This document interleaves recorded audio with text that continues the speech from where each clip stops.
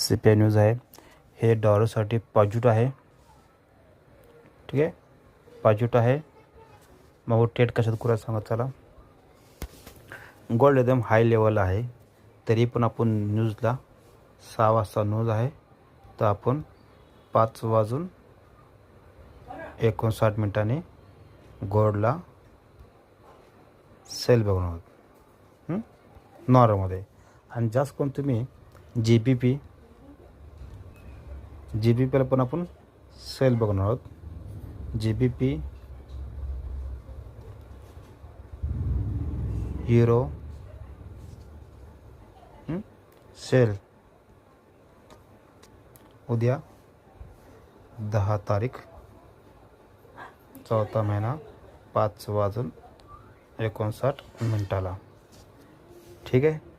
Okay, bye.